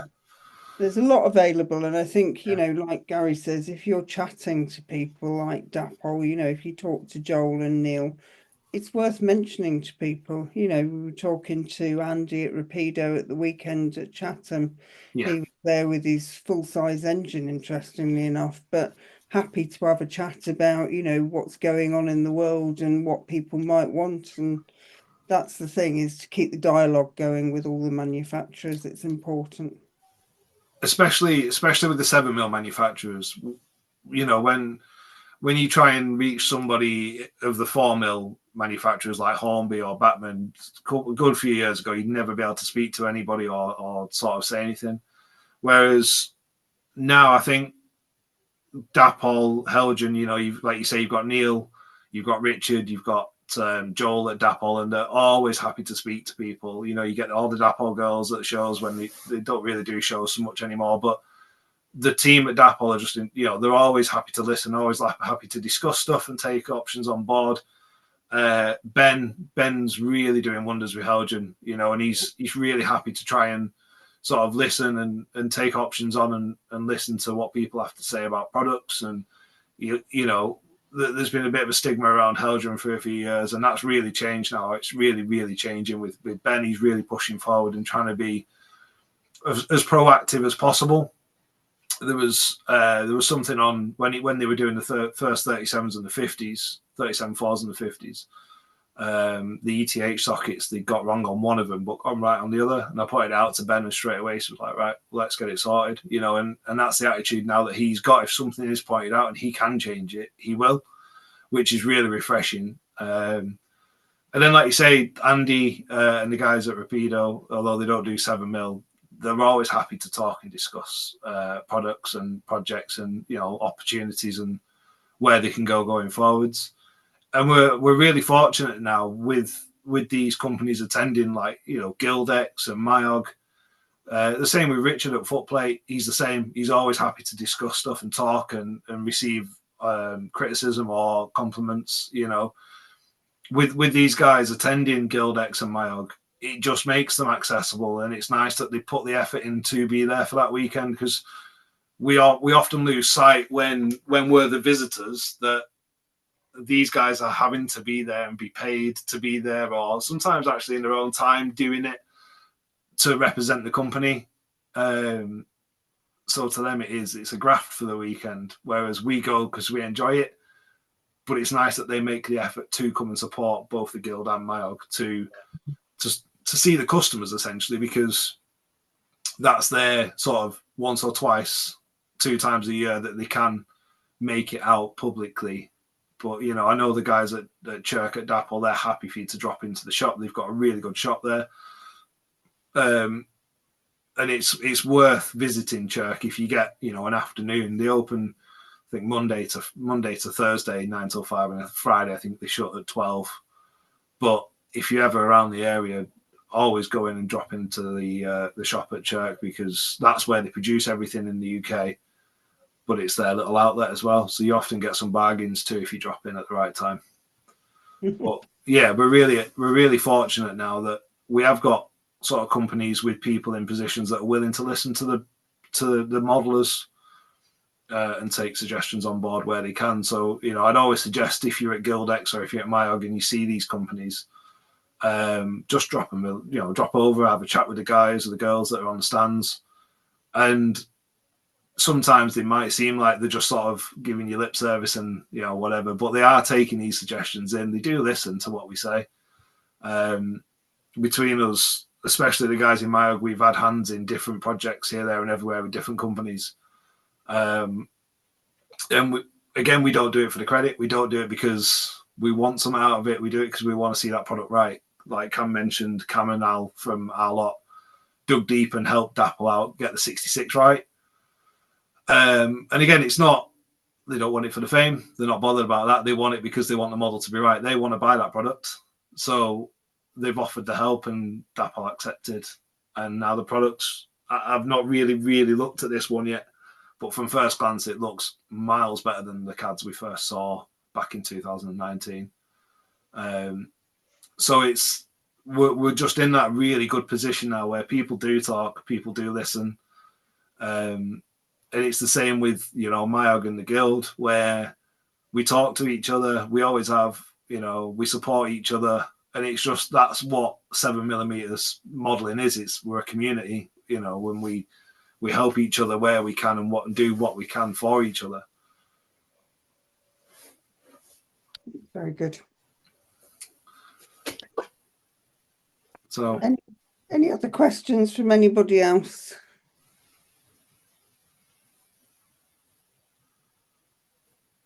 Sounds like a no.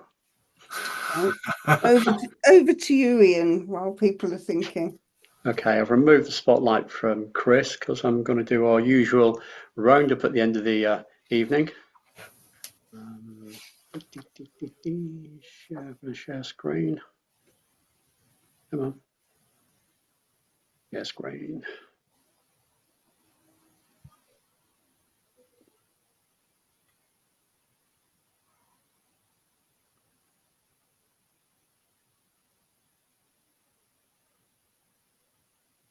So, our next An Evening With session is going to be with John Jones, who's going to explain from his own experience how you can design, 3D print and build your own track plan from template files showing examples for discussion. John was exhibiting or demonstrating at Kempton Park with Terry Downs. They'll both be attending Guildex as far as I'm aware. Certainly at Kempton Park, they were inundated all day. People asking them questions about 3D printed tracks. So that will prove to be quite an interesting session going forward. That's 26th of August. Registration essential as places are limited. Free to members and £3 to non-members. Goes live at 8 PM as usual. For the rest of the year, we've had a slight change around to the last 3 months of the year. So now for September, Nigel Payne is going to be doing a session on the Stockton and Darlington Railway carriages to coincide with the 200-year anniversary. October, Paul Scott will be discussing his College Junction layout, which is in his loft and is very, very nicely modelled. It's really a very nice piece of work. It has been on the Guild forum. I think it's still there, but he's not had any updates on there for quite a while. And then to round 2025 off, November, Tony Andrews will be doing carriage painting part 2, where he'll be looking at lining and discussing Pullmans and I believe Wagon Lee French blue coaches that he's built quite a few for Dick Taylor from Westdale. So certainly lining Pullmans and other carriages. If there are any non-members here or watching this recording, you can join the Guild. Quarterly gazettes, Guild news, online shows like this, activities plus our events. You get a full calendar year of membership from the date you join. If you want standard membership, that's £30 UK, £35 rest of the world, or you could also go for a digital membership for £25 a year. All the details on the Guild website. The Guild website, of course, where you will do your membership application. You click on the About Us on the homepage, as indicated by the large red arrow. That then gives you a drop-down box, and you click on Join Online. And that takes you to the membership application page where you see the application form. You can choose which membership rate you want for 2025, and then below that you fill out the details. And we take MasterCard, Visa, Maestro, and American Express. Of course, we have our social media platforms as well. So we have Facebook, Twitter, and our YouTube channel indicated by the arrow. And clicking on the YouTube channel takes you to this page. We've got, it says 597 videos on there at the moment. Some of those, though, are not available to the public. Some of them are for guild members only. So there's actually a little bit less than 397 available for the general public, but we're heading for 600 videos, and I'm sure we'll soon pass that, probably towards the end of the year. Finally, coming up next, our next live show, Guildex Stafford 2025 on the 6th and 7th September, Saturday 9:30 till 5, Sunday 9:30 till 4. Bingley Hall, Stafford Showground, Western Road, ST18 OBD. As Chris mentioned earlier on in this presentation, Mayog have got their model rail exhibition 25th and 26th of October at the Heritage Centre at Crewe. Admission £10 for adults. Children 15 and under, free with an accompanying adult, or £5 without. And their opening times are Saturday 10 till 4:30 and Sunday 10 till 3:30. And of course, supporting Prostate Cancer UK. So all donations are very welcome. And then finally, for the end of our year, although we've got Guildex there, 2025, Saturday, 6th of December, our winter show at Robin Park Leisure Centre, Wigan. And join us and be part of something special. We've got a bit of a volunteer recruitment drive on at the moment, because we're looking for some volunteers to help out at guild shows, whether you want to steward or whether you want to volunteer, if you're a guild member, whether you want to volunteer in another capacity within the guild. And one example of that is our evening with sessions. I'm standing down at the end of the year, and we're looking for someone to hopefully come forward and take over looking after an evening with for 2026 and onwards.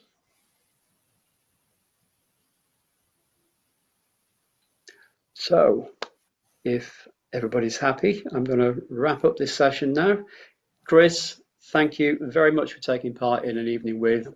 It's been very enlightening in terms of what Mayog are doing, what Mayog's plans are, and also you giving us an idea of the direction that modern image modelling is going. And we can all hope that it continues to strengthen and expand, and we get more products available for people to purchase or make. Yeah, thank you very much for having me. It's been a pleasure. I'll do one last shameless plug.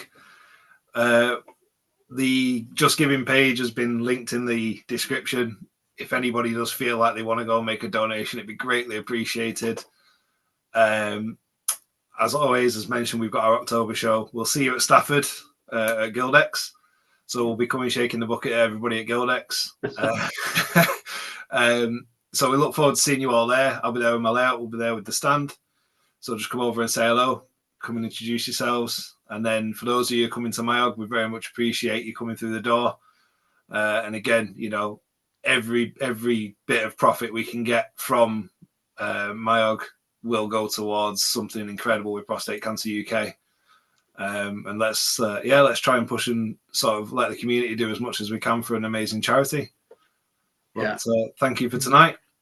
No, our pleasure. Thank you too, Chris. And thanks also to Pete, to Cam, to Gary, for others for adding to it with the comments in the chat box. We really appreciate you taking part. Thank you very much. Brilliant. Cheers, everyone. Lots of positive comments as well, Chris, coming through on the chat. So lots of people saying thank you very much for such an interesting session. So it is much appreciated.